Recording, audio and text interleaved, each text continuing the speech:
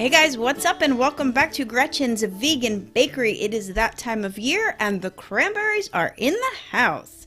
I love cranberry so much so that I make my cranberry compote every year for Thanksgiving, and then I keep making it every week after that, and I put it on just about everything. From my favorite vegan ice cream for a luscious cranberry sundae to a dairy-free yogurt parfait for breakfast. But some of you may be most familiar with my cranberry sauce topped on my famous New York-style cheesecake. I have been making this masterpiece literally for years, but it has changed over time though, and this year I changed it up yet again to add a cranberry sponge cake base and a marbled cranberry compote throughout, rather than just using that compote as a topping. So whatever way you might want to do this, you do have to first make this really easy cranberry compote recipe. You're going to put everything into a sauce pot and bring it up to a boil, and really that's it. So the everything that I'm talking about here is the sugar, cranberry juice, you could use apple juice or even white wine if you're feeling spunky, and if you're really broke, just use water. Anise pods, vanilla bean, and cinnamon sticks, or even just vanilla extract and ground cinnamon is totally fine too. I always add the zest of an orange, and then you can use fresh or frozen cranberries. It doesn't make a difference. So yeah, just bring all of that up to a boil and you'll see that the berries are going to start to pop. Once that happens, you can bring the heat down to low and then simmer it for just about 15 minutes. Now, cranberries are loaded with natural pectins, so as this cools, it's going to thicken up into that wonderful sauce. Now, blend your compote as little or as much as you want to, and I always like to keep mine pretty chunky. Now just go ahead and cool that while you make the cranberry cake base for your cheesecake. And I do have a separate video for that recipe, so be sure to check that out. Or you can just really make a base out of anything else that you prefer. I have used ginger snap cookies for a really awesome crust for this cheesecake, so again, it's totally your option. Alright, now for the cheesecake batter, and where do I even start talking about this disaster? First and foremost, a warning to you all, I decided to use Violife cream cheese today rather than the Tofutti brand that I always use for baking. And let me tell you, miserable fail. Don't do it.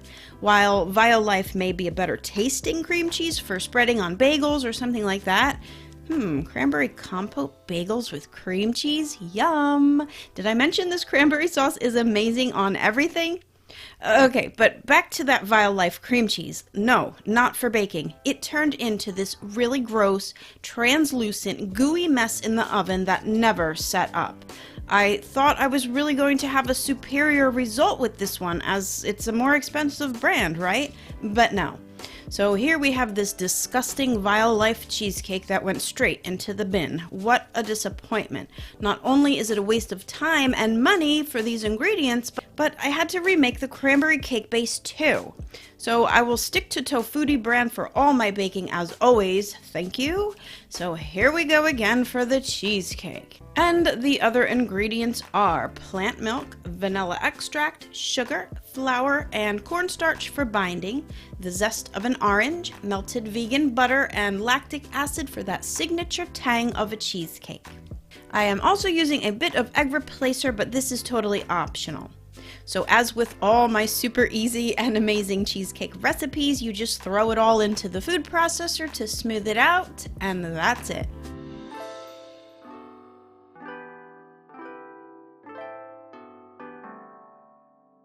Now I did want to swirl this one with that luscious cranberry compote, and then into the cake pan it goes with whatever base you wanted to use, a water bath, and then into a preheated 350°F oven for 1 hour. And finally, a cranberry cheesecake worth sharing. I really hope you guys are going to try this recipe. I did top it with a rosette of mocha buttercream, but that's totally optional too. You guys, my vegan cheesecakes are by far the best you will ever try, and they're the easiest to make. I have been told by non-vegans that there is just no way that this is vegan because it tastes too good.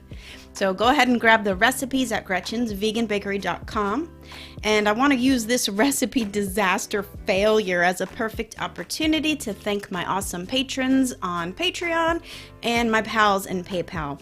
If any of you guys have wondered why I do ask for donations to keep this channel running, this was a perfect example of why. The money that it takes to test and retest these recipes, not to mention the upkeep of the website and hosting it on the internet, all to share these free recipes with everyone, is certainly not free.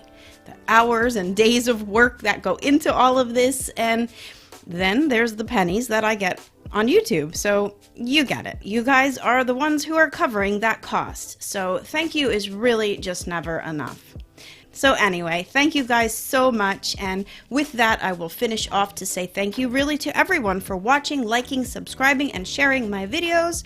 And until next time, happy vegan baking. Bye for now.